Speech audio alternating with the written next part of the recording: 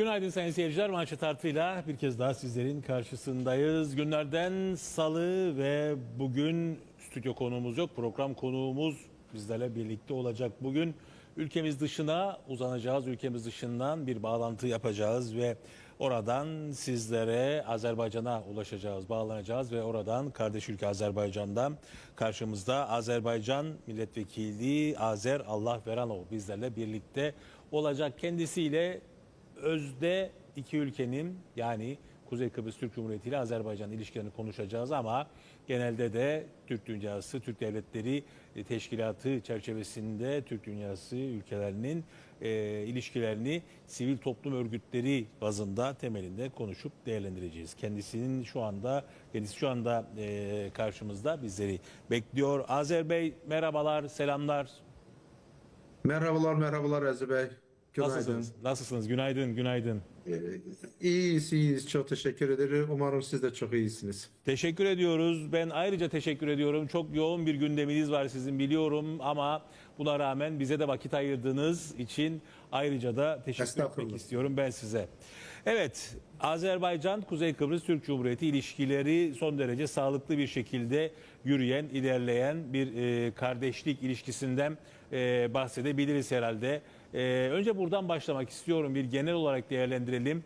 İki ülkenin ilişkilerini nasıl görüyorsunuz? Siz Azerbaycan'dan baktığınızda hem bir siyasetçi hem de Azerbaycan Devleti'nin, Cumhuriyeti'nin bir vatandaşı olarak. Aziz Bey çok iyi bir sualınız oldu. Zaten Azerbaycan'dan baktıkta yani Bakü'den baktıkta yani zaten çok eminlikle söyleyebiliyorum ki yani zaten ben bu proseslerin bir iştirakçısıyım. O sebepten ki bizim parlamentoda iki devletin bir dostluk grubu var. Azerbaycan Respublikası Milli Meclisi ile Şimal Kipr Türk Cumhuriyeti'nin Milli Meclisi'nin parlamentosunun bir dostluk grubu var. Ben de bu dostluk grubunun üyesiyim. Aynı zamanda 2025. yılda hatta bir seferim de oldu bu dostluk grubu çerçevesinde. Lefkoşa'da geçirilen törenlerde bir Ekim ayında oldu, bir de Kasım ayında oldu. Çok ehemmiyetli bir devlet tedbirleri, milli barıştı. Müstakillik günüyle alakadar olarak çok sevindirici bir haldı ve ben o seferde olarken ve bizim dostluk gruplarının üzvleriyle, üyeleriyle de sohbet ederken aynı zamanda sizin basın toplantısına olan arkadaşlar da vardı. Onlarla da çok sohbet ederken gördüm ki yani iki devlet arasında münasebetler kifayet kadar oldukça çok sıktı. Ve bu münasebetler tam arkadaşlık seviyesinden hatta arkadaşlık seviyesinden bir üst seviyeye çıkarılabilmek bir imkanı varsa hatta ben derdim ki ondan da üst seviyededir. Çünkü bizim Şimali Kipr Türk Cumhuriyeti ile olan ilişkilerimizin şüphesiz ki tam eminlikle de söyleyebiliyorum ki çok tarihi bir kökleri de var ve bu dünen sıra o biri gün yaramış bir ilişkiler değil. Yani burada Azerbaycan-Türk kardeşliği üzerinden olan bir ilişkilerden söhbət ediyor. Yani Şimali Kipr Türk Cumhuriyeti'nin döneminde baş vermiş hadiseler barədə de Azerbaycan'da çok büyük məlumata, bir bilgiye malik olan insanlarımız var.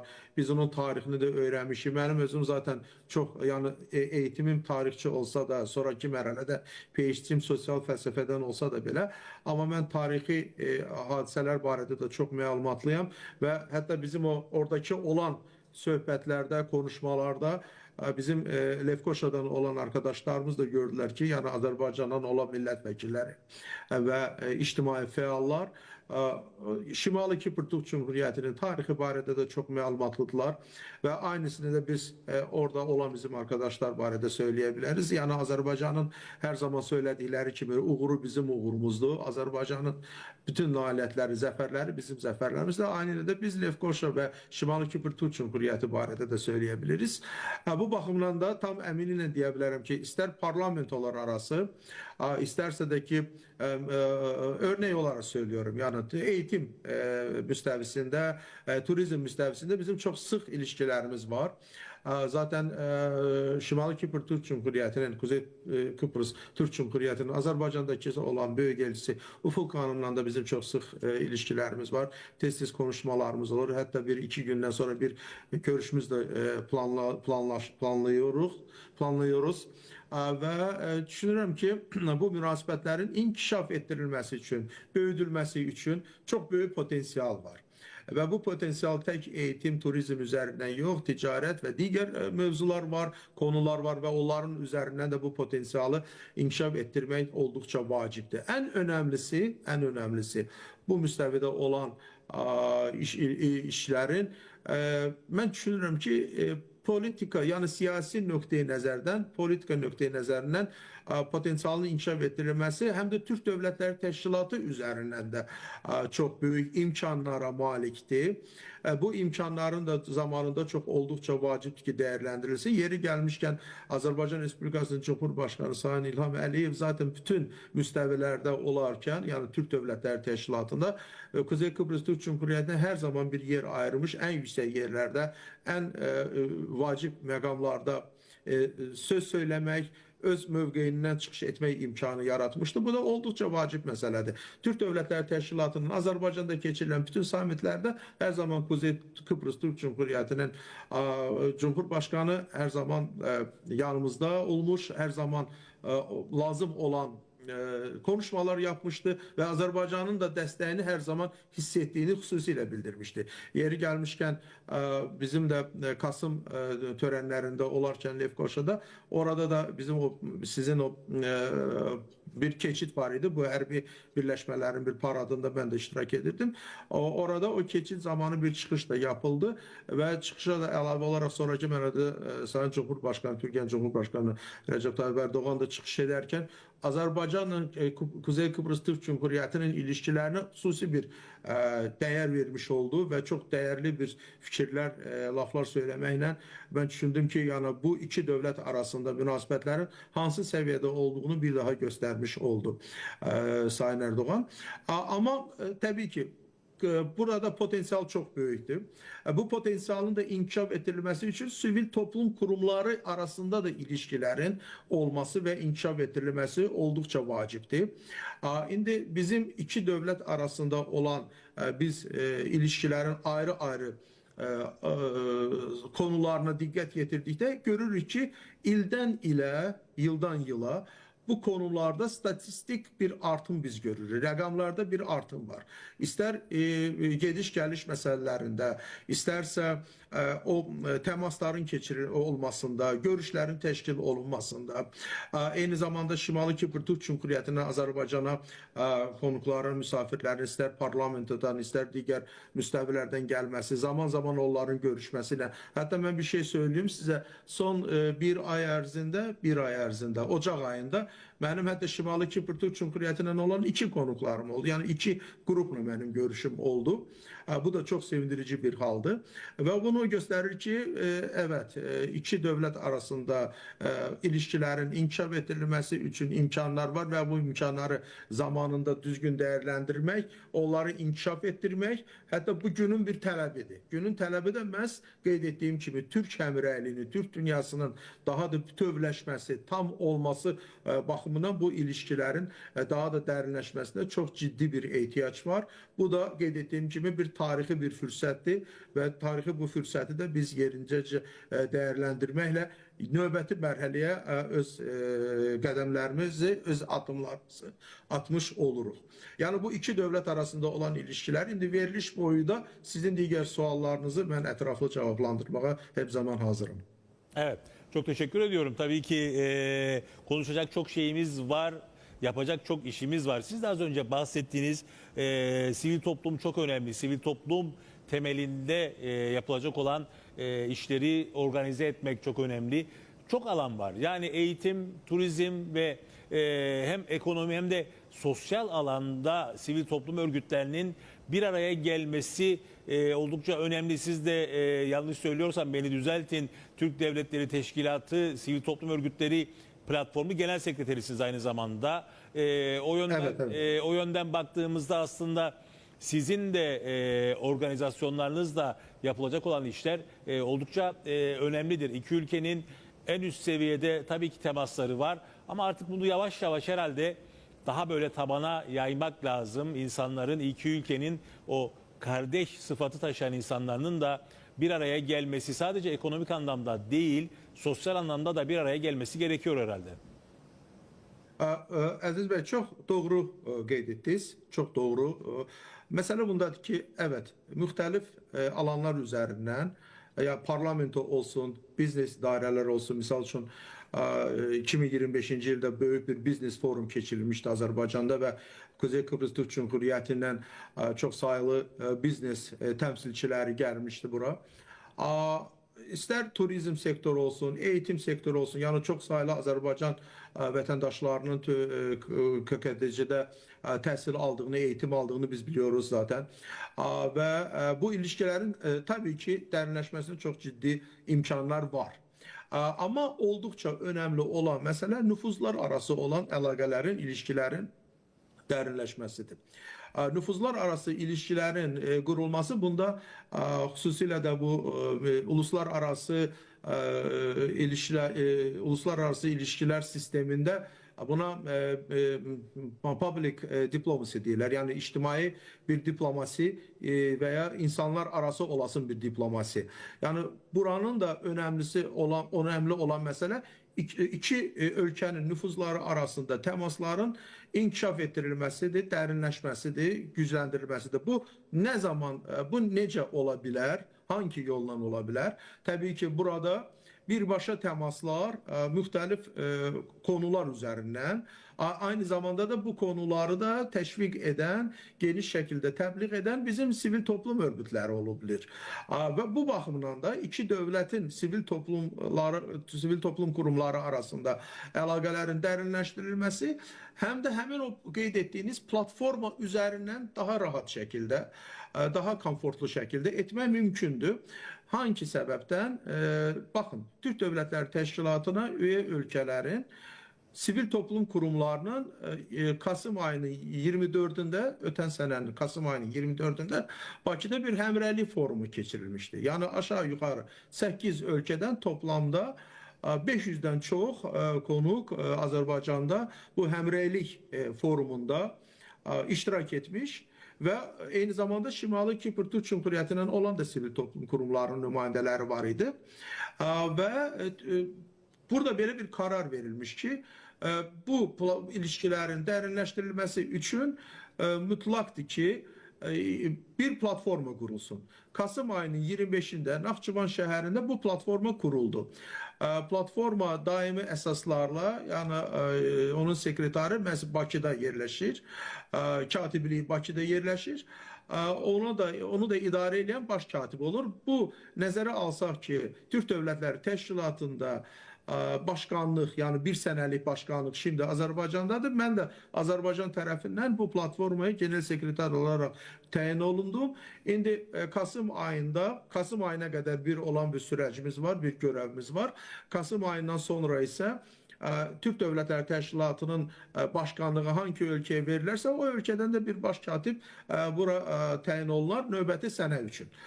Ama bu bir sene ərzində bizim görüləsi işlərimiz, evet, oldukça doğru qeyd elədiniz.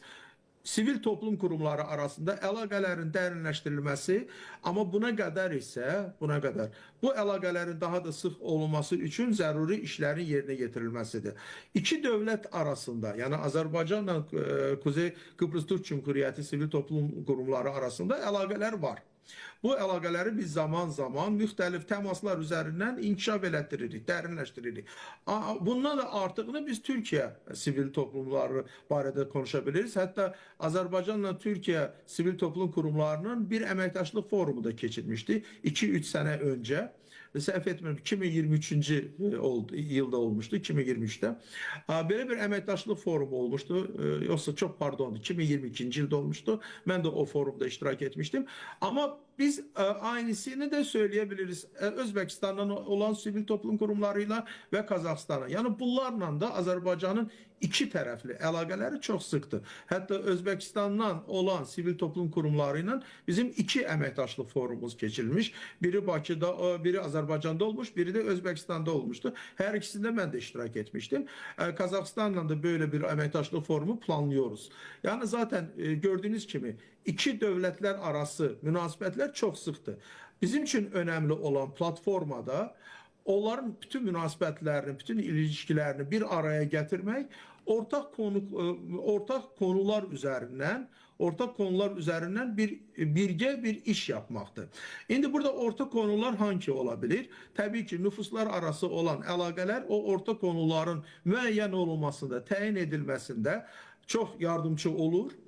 Bunun için de sivil toplum kurumları arasında çok zaman böyle bir public discussion diye buna, yani içtimai bir müzakirelerin geçirilmesi her iki ülkenin sivil toplum kurumları arasında ve o müzakirelerin neticesi olarak verilecek son kararlar üzerinden hemen o ortak konuların müəyyənləşdirilməsidir. Misal için oldukça önemli konu Kuzey Kıbrıs Türk Cumhuriyeti için hem de bu etraf mühit muhafizəsi konusudur. Misal için çevre muhafizəsi ve Azərbaycanda da ekoloji ile bağlı çok ciddi işler həyata keçirilməkdədir. Azərbaycanda COP29 keçirilmiştir. Şimdi Azərbaycanda Ümumdünya Urban Forumun təşkil olunması planlıyor. Mayıs ayında olasıdır. Bu da BMT'nin çok vacip, yani uluslararası teşkilatın oldukça vacip bir, Birleşmiş Milletler Teşkilatı'nın oldukça vacip bir tedbiridir. Yani Azərbaycanda çevre konusu, etraf mühitin muhafizəsi oldukça aktualdır. Aynısını biz Kuzey Kıbrıs Türk Cumhuriyeti barədə söyleyebiliyoruz.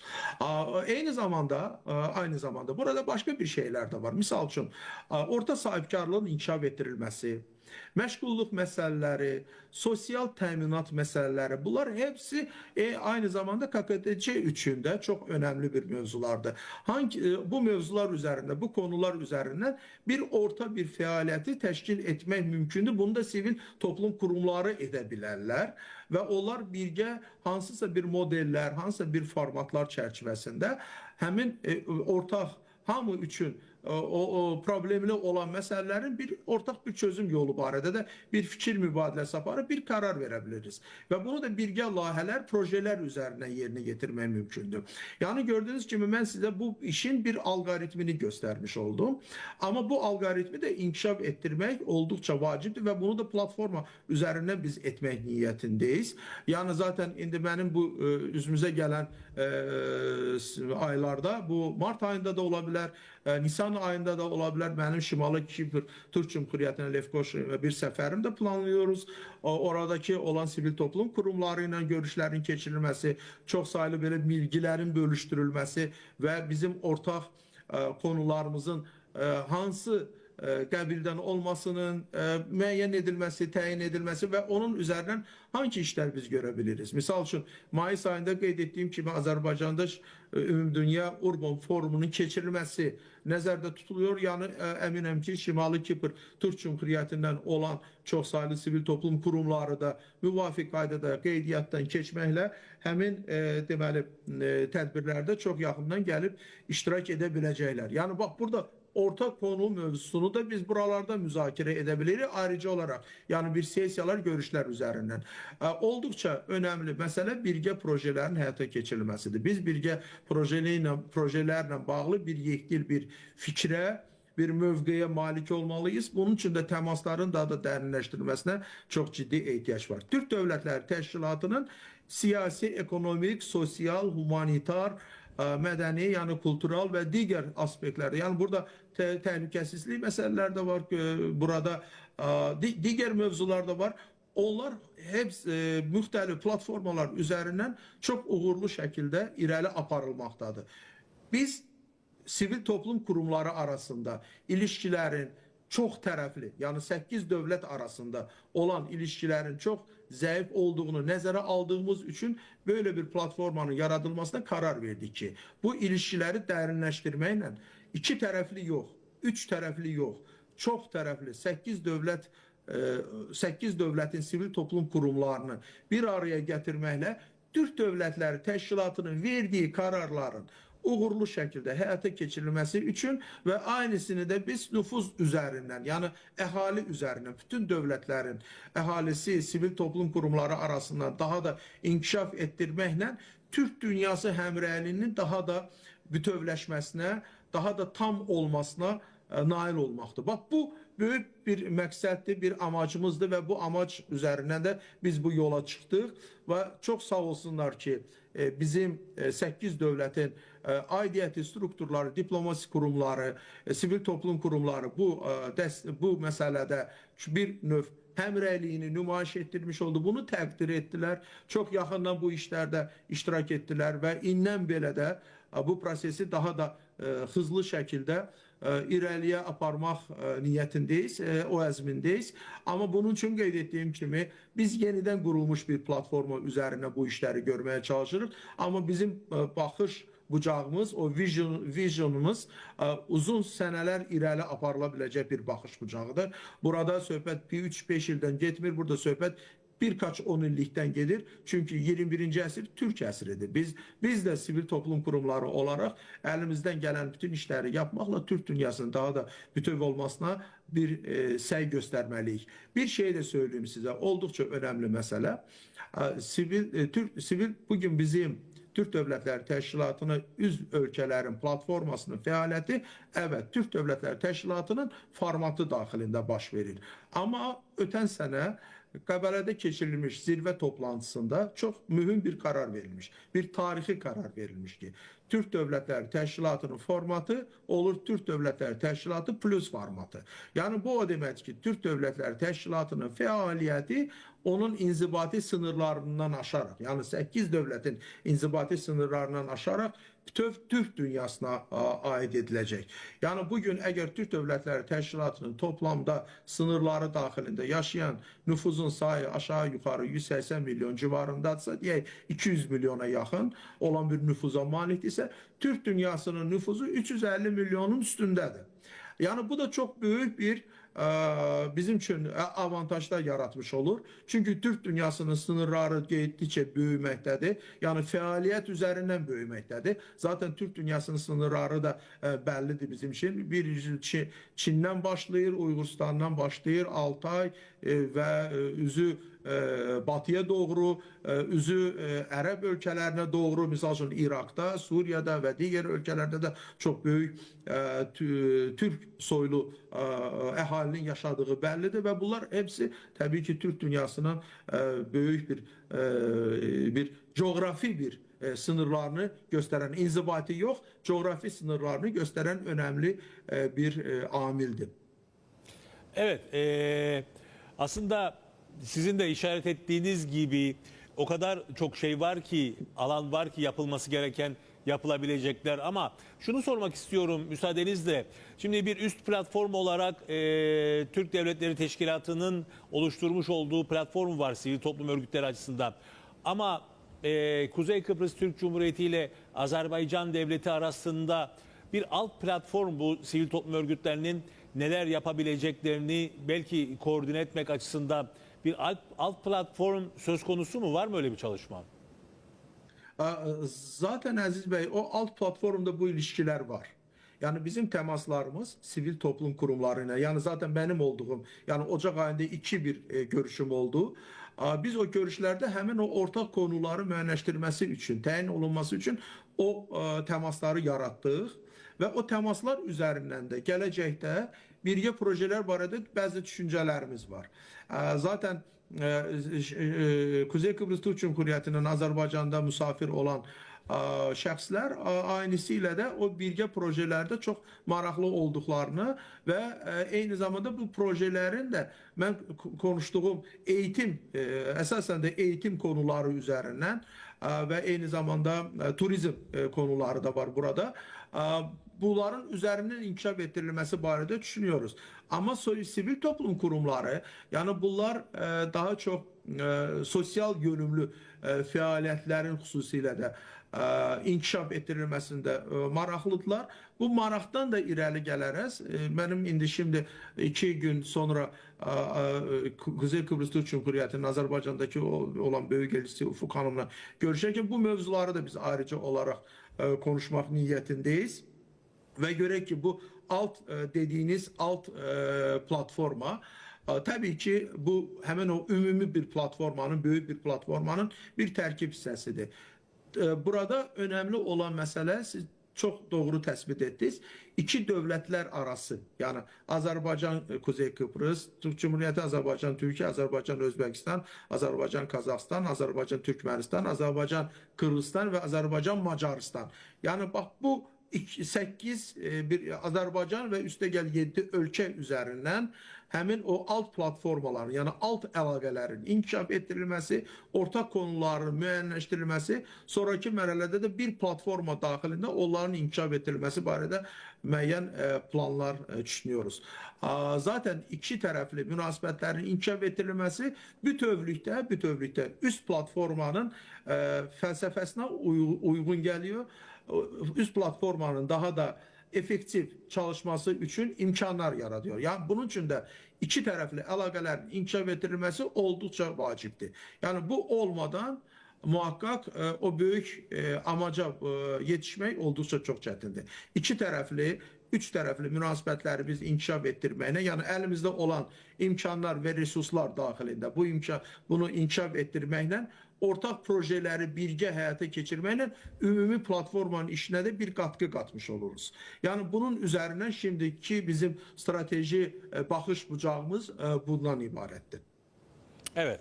Peki ben size bugünlük çok teşekkür ediyorum.